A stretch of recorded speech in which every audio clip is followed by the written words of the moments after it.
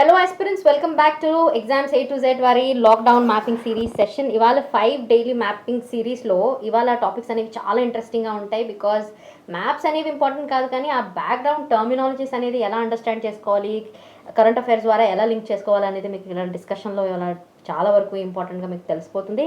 So let's quickly begin the today's mapping series.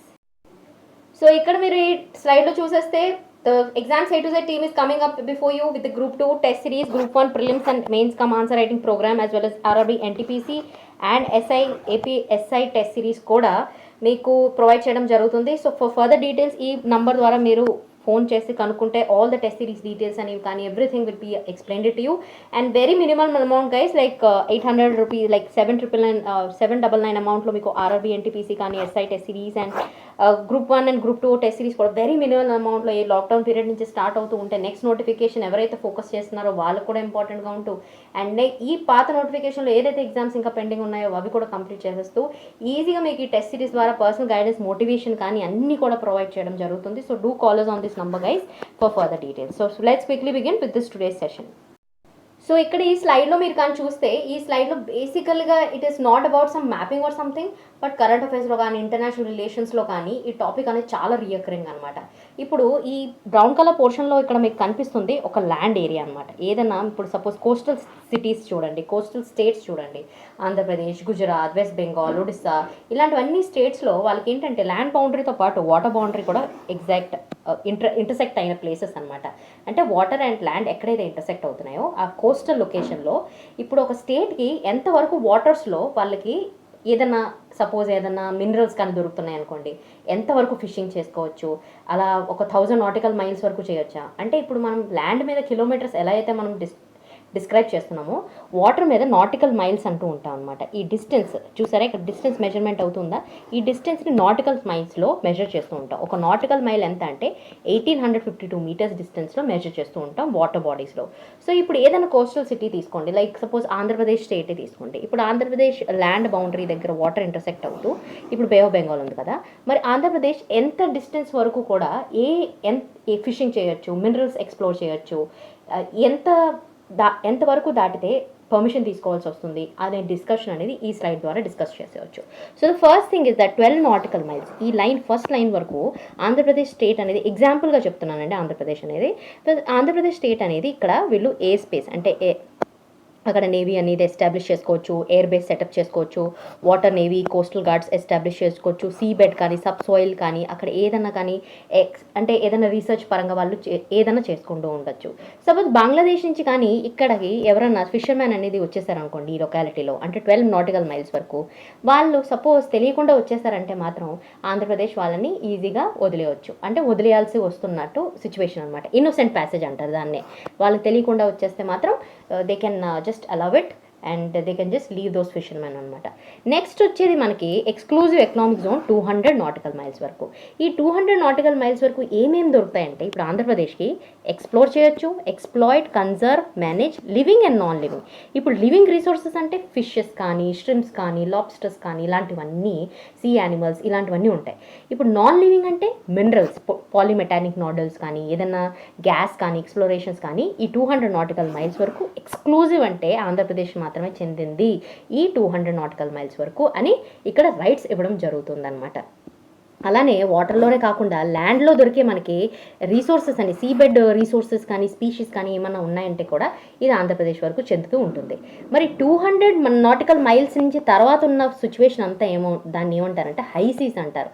ఈ high సీస్కి వచ్చేటప్పటికి మీరు కంపల్సరీగా కూడా ఇంటర్నేషనల్ సీబెడ్ అథారిటీ అని ఒక కమిషన్ ఉందన్నమాట.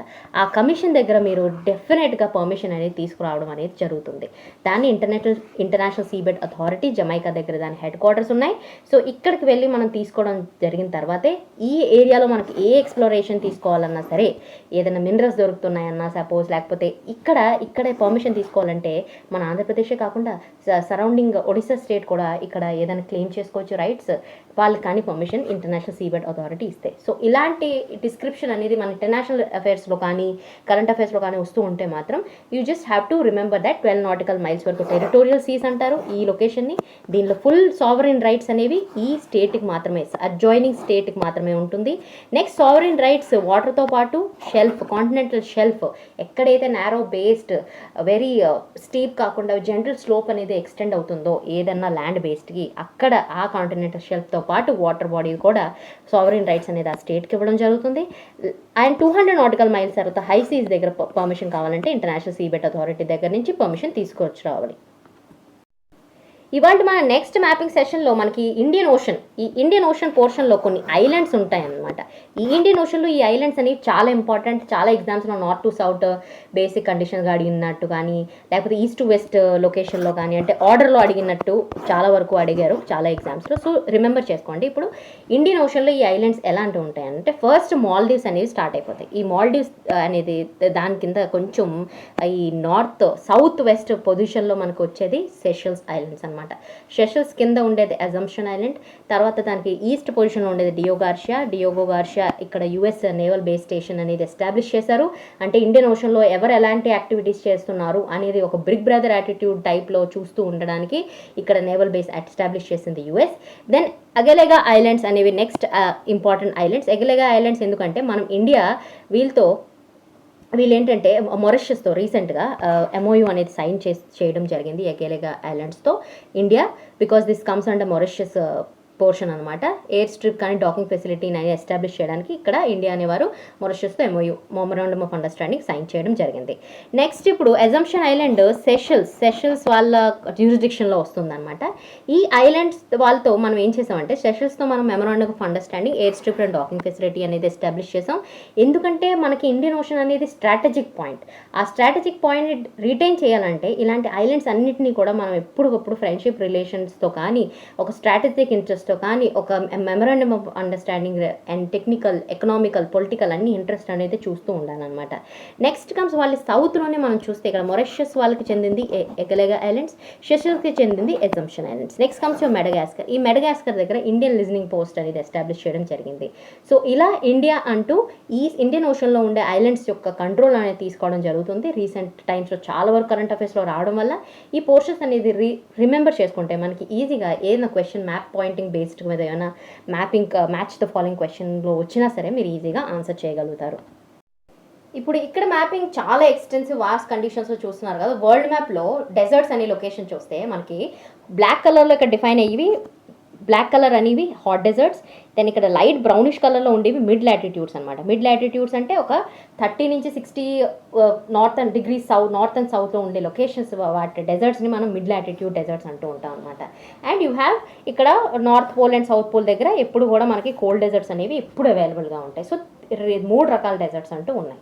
మరి ఇప్పుడు ఈ హాట్ డెజర్ట్స్ అనేది బేసిక్ అండర్స్టాండింగ్లో చూస్తే మనకి ఇక్కడ కరెంట్స్ కూడా ఉంటున్నాయి. ఈ కరెంట్స్ అనేవి ఎన్ని కోల్డ్ కరెంట్స్ అనమాట. ఈ కోల్డ్ కరెంట్స్ కాలిఫోర్నియా కరెంట్ ద్వారా ఈ మొహావే డెజర్ట్ అనేది నార్త్ అమెరికాలో కానీ, పెరువియన్ కరెంట్ ద్వారా అటకామా డెజర్ట్ కానీ, బెంగోలా కరెంట్ వల్ల Namib desert, and then western Australia current వల్ల ఈ ఆస్ట్రేలియన్ డెజర్ట్స్ అనేవి అన్ని లొకేషన్స్లో ఎస్టాబ్లిష్ అయ్యి ఉన్నాయి. మరి ఈ లొకేషన్స్ అన్నింటినీ కూడా మీరు చూసి, ఇప్పుడు సహారా కూడా చూస్తే క్యానరీస్ కరెంట్ వల్ల సహారా డెజర్ట్ కూడా ఫామ్ అయ్యి ఉంది. సో ఈ లొకేషన్ అన్నింటిలో ఒక కామన్ థీమ్ ఏంటంటే వెస్ట్ ఫ్లోయింగ్ కోల్డ్ కరెంట్స్ వల్ల, ఇవన్నీ కూడా కోల్డ్ కరెంట్స్ అండి. ఈ కోల్డ్ కరెంట్స్ వల్ల ఈ హాట్ డెజర్ట్స్ అనేవి ఎందుకు ఫామ్ అవుతున్నాయి? దీనికి గల కారణాలు 4 అనమాట. 4 కండిషన్స్ వల్ల ఇది ఎస్టాబ్లిష్ అవుతుంది. ఫస్ట్ ఏంటంటే ఇక్కడ యాంటీ సైక్లోనిక్ విండ్స్ అనేవి 20 to 30 degrees లాటిట్యూడ్లో ఎప్పుడూ ఉంటాయి. ఈ యాంటీ సైక్లోనిక్ కండిషన్స్ ఏం చేస్తుందంటే డ్రై కండిషన్స్ ఈ సిచ్యువేషన్గా మారుస్తుంది అక్కడ క్లైమేటిక్ టెంపరేచర్స్ని. అది ఒక condition. Then rain shadows regions అనమాట. ఇక్కడ ఈ లొకేషన్స్లో చూస్తే మోస్ట్లీ మౌంటైనస్ ఏరియాస్ ఎక్కువ ఉంటాయి. ఈ మౌంటైన్స్ వల్ల ఏమవుతుందంటే ఏదన్నా విండ్ ఫ్లోయింగ్ అవుతూ ఉంటే ఆ మౌంటైన్ అనేది బ్లాక్ చేసేస్తుంది ఆ విండ్ ఫ్లోయింగ్ అవ్వడానికి. మాయిశ్చర్ అనేది ఇక్కడ షెడ్ అయిపోవడం వల్ల, నెక్స్ట్ ఈ మౌంటైన్ క్రాస్ అయ్యి లోపల రావడం వల్ల డెజర్టిక్ కండిషన్స్, ఎందుకంటే డ్రై విండ్స్ పాస్ అవుతూ ఉంటాయి. ఎప్పుడైనా లొకేషన్లో డ్రై విండ్స్ పాస్ అయితే అక్కడ ఉన్న టెంపరేచర్ హ్యూమిడిటీని కూడా పెంచేస్తూ డ్రై కండిషన్స్ అనేది వాస్ట్ ఏరియాలో ఎస్టాబ్లిష్ అవుతుంది. మరి థర్డ్ కండిషన్ ఏంటంటే కోల్డ్ కరెంట్స్. ఈ కోల్డ్ కరెంట్స్ వల్ల కూడా ఏమవుతుందంటే స్టెబిలిటీ కండిషన్స్ ఎస్టాబ్లిష్ ఎక్కువ అవుతాయి. స్టెబిలిటీ ఎప్పుడైతే అట్మాస్ఫియర్లో స్టెబిలిటీ వచ్చేసిందో అక్కడ మీకు రెయిన్ఫాల్ కానీ, క్లౌడ్ ఫార్మేషన్ కానీ ఏది కూడా జరగదన్నమాట. అలాంటి సిచ్యువేషన్లో కూడా మీకు ఈ హాట్ డెజర్ట్స్ అనేది ఫామ్ అవుతూ ఉంటాయి. మరి last and final reason why western పార్ట్స్లో డెజర్ట్స్ అనేవి ఫామ్ అవుతాయంటే ఆఫ్ షోర్ ట్రేడ్ విండ్స్ అనమాట. ఈ ఆఫ్ షోర్ ట్రేడ్ విండ్స్ వల్ల ఏంటంటే వెస్టర్న్ మార్జిన్స్కి ట్రావెల్ అయ్యేసరికి ఇక్కడ ఈస్ట్ నుంచి సపోజ్ ఏమైనా వస్తుంది అనుకోండి, ఇలా పాస్ అవుతూ ఒక విండ్స్ వస్తూ ఉంటే ఆ మాయిశ్చర్ ఇక్కడ నుంచి వాటర్ నుంచి మాయిశ్చర్ కలెక్ట్ చేసుకుని విండ్ వస్తుంది కదా, ఇలా వస్తూ ఇక్కడ ఫుల్ ఇక్కడికి వచ్చేసరికి దానిలో ఉన్న మాయిశ్చర్ అంతా ఎవాపరేట్ అయిపోతుంది, షెడ్ అయిపోతుంది. వెస్టర్న్ మార్జిన్స్ వచ్చేసరికి డ్రై అయిపోయింది ఆ విండ్. అందువల్ల కూడా ఈ వెస్టర్న్ పోర్షన్స్లో కూడా చాలా వరకు డెజర్ట్స్ అనేవి ఫామ్ అవుతాయి. సో 4 రీజన్స్ ద్వారా మనకి Mojave desert, California current, Peruvian current వల్ల అటాకామా, కెనరీస్ కరెంట్ వల్ల సహారా కానీ, నమీబ్ డెజర్ట్ వల్ల మనకి బెంగులా కరెంట్ కానీ, ఇవన్నీ కూడా ఈ ఒక రీజనింగ్తో ఫామ్ అయిన కండిషన్సే ఈ హాట్ డెజర్ట్స్ కండిషన్. ఇదే ఈ మ్యాపింగ్ ద్వారా మీకు చేయాలనుకున్నది. సో ఇక్కడ ఈ మ్యాపింగ్ కండిషన్ అనేది నేను ఎందుకు ఈ టాపిక్ అనేది తీసుకున్నదంటే, రీసెంట్గా మీరు చూస్తే మెటర్హార్న్ అనే ఒక మౌంటైన్ మీద చాలా కంట్రీస్ యొక్క మ్యాప్స్ అనేవి ప్రొజెక్ట్ చేస్తూ మన ఇండియా మ్యాప్ని కూడా ప్రొజెక్ట్ చేసింది స్విట్జర్లాండ్. ఎందుకంటే కోవిడ్ క్రైసిస్లో చాలా వరకు ఏ కంట్రీస్ అయితే సఫర్ అవుతున్నాయో వాళ్ళందరి మ్యాప్స్ కూడా ఆ మౌంటైన్ మీద చూపించడం జరిగింది. మీరందరూ వాట్సాప్లో కానీ, ఫేస్బుక్లో కానీ, టెలిగ్రామ్లో కానీ చాలా చూస్తుంటారు కదా. మరి మెటర్హార్న్ అనేది ఒక ఆల్ప్స్ మౌంటైనియస్ రిడ్జెస్, అక్కడ ఫోల్డ్ మౌంటైన్స్ దగ్గర ఎస్టాబ్లిష్ అయిన మెటర్హార్న్ అనేది ఒక చిన్న మౌంటైన్ అనమాట. ఇప్పుడు ఆ మెటర్హార్న్ గురించి ఎగ్జామ్లో చాలా వరకు అడిగే ఛాన్సెస్ ఉన్నాయి. లైక్ స్విట్జర్లాండ్లో ఉంది కాబట్టి ఓకే, స్విట్జర్లాండ్లో మెటర్హార్న్ ఉంది, డైరెక్ట్ క్వశ్చన్ అడగొచ్చు. బట్ ఇంకా కొంచెం డెప్త్లో వెళ్ళాలంటే ఈ మెటర్హార్న్ మౌంటైన్స్ అనేవి ఆల్ప్స్ సిస్టమ్స్లో, అంటే ఆల్ప్స్ అంటే యూరప్లో Alps other the richest mountain systems అనమాట, ద హైయెస్ట్ మౌంటైన్ సిస్టమ్స్ అనేవి ఎస్టాబ్లిష్ అయ్యి ఉన్నాయి. సో వాటి గురించి కూడా అడిగే ఛాన్స్ ఉంది కాబట్టి ఈ డిస్కషన్ అనేది ఇక్కడ కంప్లీట్ చేసేద్దాం. ఇప్పుడు ఆల్ప్స్ మౌంటైన్స్ ఎక్కడ ఉన్నాయంటే సౌత్ ఈస్టర్న్ ఫ్రాన్స్ నుంచి మనకి చూస్తే ఇటలీని సెపరేట్ చేసే మౌంటైన్ సిస్టమ్సే ఈ ఆల్ప్స్ అనమాట. ఇక్కడ మీరు బ్రౌన్ కలర్లో మీకు కనిపిస్తున్న సిస్టమే ఈ ఆల్ప్స్ సిస్టమ్. ఈ ఆల్ప్స్ అనేవి ఏంటంటే ఫోల్డ్ మౌంటైన్స్. ఇవి యూరప్ కాంటినెంట్లో ఉన్నాయి. అండ్ ఇక్కడ హైయెస్ట్ పీక్ దీనిది Mount Blanc is the highest peak ఈ మౌంటైన్ సిస్టమ్స్లో. అండ్ ఇది 8 కంట్రీస్లో పాస్ అవుతూ ఉంటుంది. France, Switzerland, Monaco, Italy, Liechtenstein, then Austria, Germany and Slovenia. ఈ 8 కంట్రీస్లో ఎస్టాబ్లిష్ అయ్యి పాస్ అవుతున్న ఆల్ప్స్ మౌంటైన్ సిస్టమ్స్లోనే ఈ మెటర్హార్న్ అనేది ఒక one of the highest peaks అనమాట. ఆ హైయెస్ట్ పీక్స్లోనే దాన్ని ఆ కొండ మీద, లైక్ మౌంటైన్ మీద మన ఇండియన్ మ్యాప్ అనేది ప్రొజెక్ట్ చేయడం జరిగింది. సో దట్ ఈస్ వై ఇది డిస్క్రిప్షన్లో మెన్షన్ చేయడం జరిగింది. సో మరి ఇక్కడ డిస్క్రిప్షన్లో ఇండియన్ మ్యాప్ పాయింటింగ్కి వచ్చేస్తే ఏదైనా ఇండియా గురించి చదువుదాం అనుకుంటే ఇవాళ సెషన్లో మనం వాటర్వేస్ గురించి చదువుతాం. మరి వాటర్వేస్ అంటే ఏంటి? ఇన్లాండ్ మనకి రివర్ స్ట్రీమ్స్ అనేవి ప్రతి స్టేట్లో పెరినియల్ కానీ, పెనిన్సులర్ కానీ అండ్ హిమాలయన్ సిస్టమ్స్లో కానీ చాలా వరకు వాటర్ ఫ్లో అనేది ఇన్లాండ్ అంటే ఇన్సైడ్ ద ల్యాండ్ సిస్టమ్స్ అనేవి ప్రెజెంట్ అయ్యి ఉన్నాయి కదా ఇండియాలో. మరి దాన్ని డెవలప్ చేసుకుంటే ఇప్పుడు సపోజ్ మనం ఇక్కడ అలహాబాద్ నుంచి కోల్కతాకి వెళ్ళాలనుకోండి, ఇప్పుడు ఇన్లాండ్ వాటర్ ట్రాన్స్పోర్ట్ సిస్టమ్ ద్వారా కూడా మనం ట్రాన్స్పోర్ట్ చేయొచ్చు, గూడ్స్ని ట్రాన్స్పోర్ట్ చేయొచ్చు, ప్యాసింజర్స్ని ట్రాన్స్పోర్ట్ చేయొచ్చు, ఇలాంటివన్నీ చేయొచ్చు. కాబట్టి ఇన్లాండ్ వాటర్వేస్ అనేవి చీపెస్ట్ మోడ్, క్లీనెస్ట్ మోడ్ కూడా కాబట్టి ఈజియెస్ట్ టు ట్రావెల్. కాబట్టి ఈ వాటర్వేస్ అనేది ఎస్టాబ్లిష్ చేయడం జరిగింది నేషనల్ వాటర్వేస్ ప్రాజెక్ట్ ద్వారా. మరి ఇప్పుడు డిస్కషన్లో మనం ఏం చేద్దామంటే హౌ మెనీ వాటర్వేస్ అదే, లెంత్ ఎంత, ఎక్కడి నుంచి ఎక్కడ ఎస్టాబ్లిష్ అవుతుంది అనేది నేను స్లైడ్స్లో ఆల్రెడీ మెన్షన్ చేశాను. బ్రీఫ్గా ఈ డిస్క్రిప్షన్లో చూస్తే first national waterway Ganga river మీద హల్దియా టు అలహాబాద్ అని లొకేషన్లో ఎస్టాబ్లిష్ అయ్యి ఉంది. So this is totally 1620 kilometres లెంత్లో. నెక్స్ట్ ఈజ్ బ్రహ్మపుత్ర రివర్ మీద ధూబ్రీ నుంచి మనకి సదియా వరకు అస్సాంలో, మనకి అస్సాం, వెస్ట్ బెంగాల్, అరుణాచల్ ప్రదేశ్, మేఘాలయ నుంచి ట్రావెల్ అవుతూ ఇది 891 కిలోమీటర్స్ ఉంది. Next is western coastal canal of national waterway 3. ఇది 205 kilometres Kollam to Kottapuram, Udyogamandal canal అనేది దీని మీదే ఉంది. ఇప్పుడు నేషనల్ వాటర్ 4 అనేది మనకు చాలా important because it is passing through Godavari, Krishna canals, Kakinada to Puducherry, 1078 kilometres లెంత్లో ఉంటుంది. మరి నేషనల్ వాటర్వే 5 వచ్చేస్తే మనకి ఒడిస్సాలో బ్రహ్మణి డెల్టా మీద ఎస్టాబ్లిష్ అయ్యి ఉంది. గ్యోంకాలి టు తాల్చేర్ లొకేషన్లో 588 కిలోమీటర్స్ స్ట్రెచ్లో ఉంటుంది.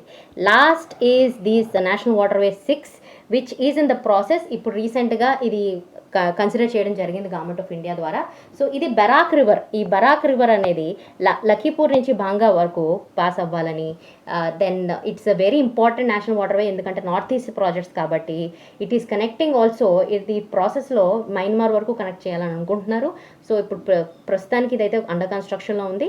అండ్ ఆల్రెడీ నేషనల్ వాటర్వే 1 నుంచి 5 వరకు అయితే fully established in waterway systems. ఇవనేది మీరు definitely you have to remember.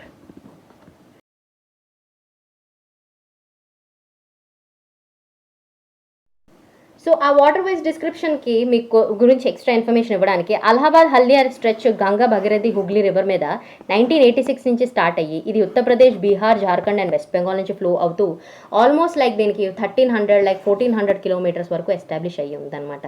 Next comes యో బ్రహ్మపుత్ర రివర్ మీద సదియా ధూబ్రి అనేది 1988లో స్టేట్ ఆఫ్ అస్సాం అనేది స్టార్ట్ చేయడం జరిగింది. థర్డ్ అనేది Kerala government like Kollam to Kottapuram స్ట్రెచ్లో 1993లో ఎస్టాబ్లిష్ చేశారు. Next comes your Kakinada Puducherry stretch of canals. Kaluveli Tank, Padrachalam, Rajahmundry stretch also, Krishna Godavari and Vajirabad Vijayawada stretch of the river also is declared as National Waterway 2008లో establish చేశారు. ఇది మరి Andhra Pradesh, Tamil Nadu and union territory of Puducherry నుంచి pass అవుతూ ఉంది. మరి 5 చూస్తే Talcher Dhamra stretch of రివర్స్ని గ్యోంకలి చార్బతియా stretch of east Coast canal అంటే మన ఒడిస్సాలో ఉంది.